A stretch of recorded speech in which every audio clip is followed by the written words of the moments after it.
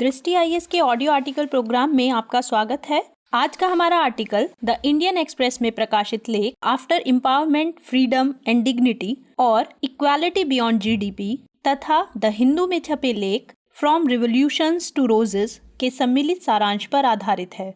इसमें टीम दृष्टि के इनपुट्स भी शामिल हैं। यह ऑडियो आर्टिकल सामान्य अध्ययन प्रश्न पत्र 2 के पॉलिटी खंड से जुड़ा है। तो आइए लेख की शुरुआत करते हैं। महिला सशक्तिकरण की राजनीति। हाल ही में भारतीय राजनीति में नया मोड़ तब आया जब तृणमूल कांग्रेस की अध्यक्षा ममता बनर्जी ने आगामी लोकसभा चुनाव को मद्देनजर रखते हुए महिला सशक्तिकरण की संकल्पना को अमली जामा पहनाने की पहल की। उनकी पार्टी ने 17वीं लोकसभा चुनाव में लगभग 41% महिलाओं को टिकट देकर सबको हैरान कर दिया। इसके अलावा ओडिशा के मुख्यमंत्री नवीन पटनायक ने भी 33% महिलाओं को लोकसभा टिकट देने का ऐलान किया है। इससे इतर बीते 8 मार्च को महिला दिवस के मौके पर महिला सशक्तिकरण की बहस तेज हुई। लिहाजा महिला सशक्तिकरण पर बहस एक बार फिर सुर्खियों में है। ऐसे में सवाल है कि महिलाओं को सशक्त कैसे किया जाए। क्या महिला को सशक्त करने के लिए किसी महिला दिवस की जरूरत है या सही अर्थों में व्यवस्था में एक दीर्घकालिक सुधार की आवश्यकता है। महिला सशक्तिकरण की संकल्पना कोई नई नहीं है। दशकों नहीं बल्कि सदियों से पुरुष प्रधान समाज में महिलाएं अपनी पहचान की लड़ाई लड़ती आ रही हैं। देखा जाए तो उनके सशक्तिकरण का दायरा व्यापक है। इसे केवल राजनीतिक या सामाजिक चश्मे से नहीं देखा जा सकता। ऐसे में सवाल है, क्या वाकई महिला सशक्तिकरण को एक संकुचित दायरे में सोचा जा रहा है?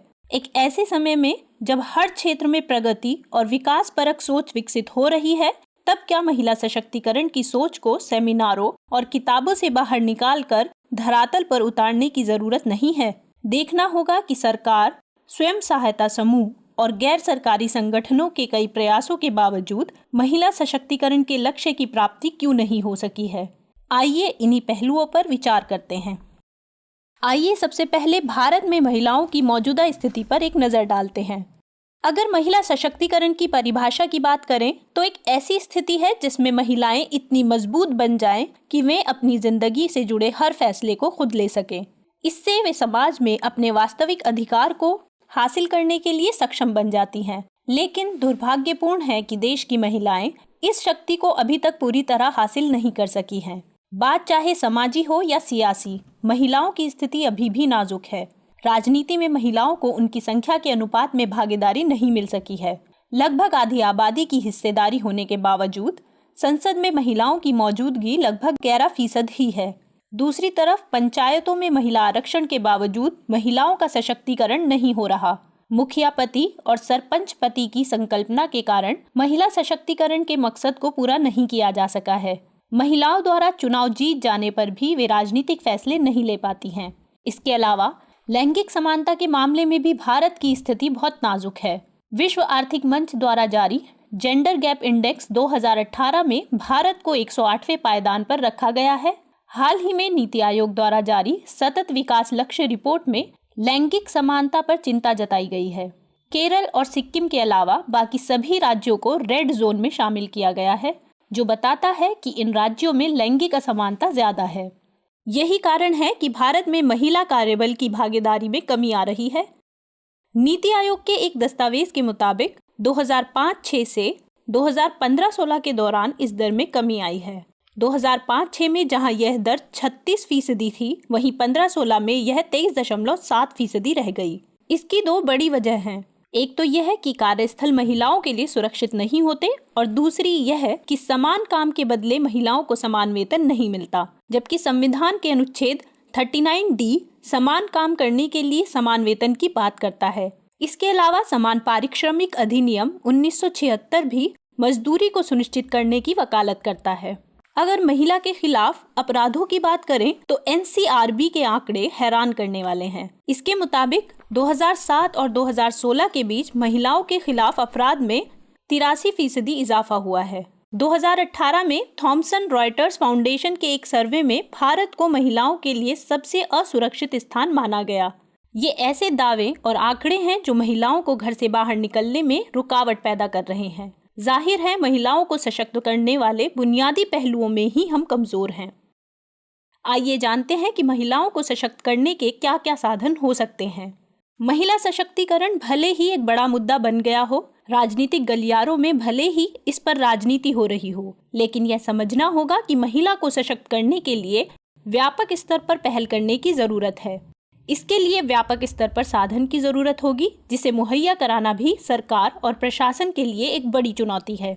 महिला को सशक्त करने के लिए यह जरूरी है कि सबसे पहले बुनियादी जरूरतों पर ध्यान दिया जाए। इसके लिए सबसे पहले महिला शिक्षा पर जोर देना होगा। मौजूदा वक्त में जहां पुरुषों की साक्षरता दर लगभग 82% है, वहीं महिलाओं की साक्षरता की दर 65% है। शिक्षा का वितरण इतना असमान है कि किसी राज्य की आधी महिला आबादी शिक्षा से दूर है। समझना होगा कि उचित और पर्याप्त शिक्षा के बिना महिलाओं को सशक्त नहीं बनाया जा सकता। दूसरे साधन की बात करें तो महिलाओं को पुरुषों के समान ही वेतन देने की परंपरा की शुरुआत करनी होगी। इससे न केवल उन्हें समानता का बोध होगा, बल्कि उनमें आत्मविश्वास भी जगेगा। इससे उनके विकास और प्रगति में सहायता मिलेगी। हालांकि वित्तीय रूप से आत्मनिर्भर महिलाएं हमारे जीवन व हमारे कारोबार के विकास में अपना योगदान देती हैं, लेकिन महत्वपूर्ण वित्तीय फैसलों में उनकी नहीं सुनी जाती। लिहाजा उन्हें भी इसमें शामिल करने की जरूरत है, ताकि उनमें फैसले लेने की क्षमता का विकास हो सके। इसके अलावा उनके संचार कौशल को प्रभावी बनाने पर भी काम करना होगा। अक्सर ही महिलाएं संकोच के कारण अपनी बातों को प्रभावी तरीके से नहीं रख पाती हैं। लिहाजा एक बेहतर संवाद के अभाव में लक्ष्यों की प्राप्ति नहीं हो पाती। इसलिए एक परिवार, टीम या कंपनी को प्रभावी ढंग से नियंत्रित करने के लिए उन्हें लोगों को अपनी बात समझाने की जरूरत है। अब सवाल है कि महिला सशक्तिकरण की आवश्यकता क्यों है? महिलाओं की सामाजिक, आर्थिक और राजनीतिक विकास के लिए उनका सशक्त होना जरूरी है। उनके सशक्त होने से वे अपने जीवन से जुड़े हर फैसले खुद ले सकेंगी, जिससे उनकी निर्णय लेने की क्षमता का विकास होगा। फिर वे लघुकालिक और दीर्घकालिक दोनों ही तरह के फैसले कर अपने बच्चों के करियर को एक आकार दे सकेंगी। महिलाओं को सशक्त करने का यह भी मतलब है कि लिंग भेद और असमानताओं को दूर किया जा सकेगा। इससे महिलाओं को देखने का पुरुषवादी नजरिया बदलेगा और समाज में महिलाओं को आजादी के साथ रहने का अवसर मिलेगा। रोजगार में अवसर की समानता और समान वेतन की संकल्पना तभी पूरी हो सकेगी। अगर महिलाएं मजबूत हैं, तभी उन्हें जीवन में सुरक्षा और संरक्षण का आनंद प्राप्त हो पाएगा। इससे उन्हें काम करने के लिए एक सुरक्षित वातावरण मिल सकेगा। अगर उन्हें सुरक्षा का एहसास होता है, तो वे शोषण और उत्पीड़न के खिलाफ आसानी से आवाज भी बुलंद कर सकेंगी। समझना होगा कि सशक्तिकरण एक शक्तिशाली औजार के रूप में काम करता है। यह महिलाओं के लिए पर्याप्त कानूनी संरक्षण प्रदान करने का एक बड़ा साधन है। अगर सामाजिक और आर्थिक रूप से महिलाएं मजबूत नहीं की गई, तो वे अपनी खुद की पहचान का विकास नहीं कर पाएंगी। आइए महिलाओं को सशक्त करने के लिए सरकार द्वारा किए गए प्रयासों पर एक नजर डालते हैं। दरअसल महिलाओं को सशक्त करने के लिए सरकारें हमेशा ही प्रयासरत रही हैं, लेकिन योजनाओं को सही तरीके से क्रियान्वित न करने की वजह से इनका बखूबी लाभ नहीं मिल सका। 1993 में महिलाओं को सामाजिक और आर्थिक रूप से सशक्त करने के लिए राष्ट्रीय महिला कोष की स्थापना की गई। 2002 में स्वाधार योजना की शुरुआत की गई, जिसके तहत जरूरतमंद महिलाओं को सामाजिक सुरक्षा प्रदान की जाती है। इसके तहत महिलाओं को घर भी मुहैया कराया जाता है। अगर हालिया वर्षों की बात करें तो बेटी बचाओ बेटी पढ़ाओ, पोषण अभियान, प्रधानमंत्री उज्ज्वला योजना, प्रधानमंत्री मातृ वंदना योजना, महिलाएं हार्ट जैसी योजनाओं को सरकार अमल में ला रही है। इन अलग अलग योजनाओं में महिलाओं, लड़कियों और बच्चों को सशक्त करने की योजना है, लेकिन सरकार द्वारा ढेरों योजनाओं के संचालन के बावजूद महिलाओं का सशक्त न होना एक चिंता का विषय है। ऐसे में सवाल है कि आगे की राह क्या हो। इसमें दो राय नहीं कि महिला सशक्तिकरण मौजूदा वक्त की मांग है। महिलाओं को सशक्त किए बिना हम समावेशी विकास की कल्पना भी नहीं कर सकते। इसके लिए कुछ जरूरी कदम उठाने की जरूरत है। सबसे पहले ऐसी नीतियां बनाने की जरूरत है जिनमें महिलाओं की चुनौतियों को ध्यान में रखा जाए। मसलन शिक्षा की कमी, शहरी और ग्रामीण महिलाओं में असमानता, विधवा महिलाओं की समस्याएं, महिला कार्यबलों की समस्याएं आदि को ध्यान में रखकर नीतियों का निर्माण करना होगा। दूसरा, लैंगिक असमानता को प्रोत्साहित करने और महिलाओं के खिलाफ भेदभाव को दूर करने के लिए बने कानूनों को मजबूत करने की जरूरत है। न केवल मजबूत करने की, बल्कि उसके बेहतर क्रियान्वयन को भी सुनिश्चित करना होगा। मसलन अनौपचारिक क्षेत्र में महिला श्रमिकों के लिए मातृत्व लाभ अधिनियम और कार्यस्थल पर महिलाओं का यौन उत्पीड़न यानी रोकथाम, निषेध और निवारण अधिनियम जैसे अनिवार्य कानूनों के कार्यान्वयन के लिए तंत्र सुनिश्चित करना बेहद जरूरी है। तीसरा, कुछ मुख्य संकेतकों के आधार पर लैंगिक संबंधित डेटा और इस आधार पर राज्यों की रैंक जारी करनी होगी ताकि महिलाओं की समस्याओं से जुड़े अध्ययनों में आसानी हो। रवांडा में जेंडर मॉनिटरिंग ऑफिस और फिनलैंड में जेंडर इक्वालिटी यूनिट इसी का एक उदाहरण है। ऐसे में अगर राज्य सरकारें ऐसी ही यूनिट की स्थापना करती हैं तो महिलाओं को सशक्त करने में आसानी होगी। चौथा, महिलाओं को आर्थिक रूप से मजबूत करने के लिए उद्योगों में महिलाओं को प्रोत्साहित करने की जरूरत है। इससे पुरुषों पर उनकी निर्भरता कम हो सकेगी। समझना होगा कि आर्थिक रूप से सशक्त महिलाएं आत्मविश्वास से लबरेज होती हैं।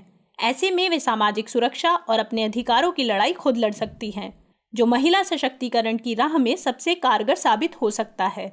पांचवा, राजनीति में महिलाओं को अवसर देने के लिए महिला आरक्षण से जुड़े विधेयक को संसद से पारित करवाने की जरूरत है। इसके बिना महिला सशक्तिकरण की डगर आसान नहीं होगी। एक गौर करने वाली बात यह भी है कि बिना संसाधन मुहैया कराए महिला सशक्तिकरण को धरातल पर नहीं उतारा जा सकता। लिहाजा इसके लिए आम बजट में विशेष तौर पर जेंडर बजट की व्यवस्था करने की जरूरत है। साथ ही यह भी सुनिश्चित करना होगा कि आवंटित राशि को खर्च भी किया जा सके। निर्भया फंड की राशि का पूरा इस्तेमाल ना हो पाना चौंकाने जैसा है। समझना होगा कि महिला भागीदारी के बिना तरह तरह के विचारों को देश की नीतियों में शामिल करना संभव नहीं हो सकेगा। लिहाजा हमारी सरकारों को महिला सशक्तिकरण की राह में संजीदगी से कोशिश करने की जरूरत है। तो आइए नोट करते हैं आज का सवाल। महिला सशक्तिकरण के लक्ष्य को प्राप्त न कर पाने के पीछे क्या कारण है? क्या आपको लगता है कि भारत में महिला सशक्तिकरण एक जुमला बनकर रह गया है या फिर इस दिशा में हमें ठोस कामयाबी मिली है? तर्क सहित उत्तर दीजिए।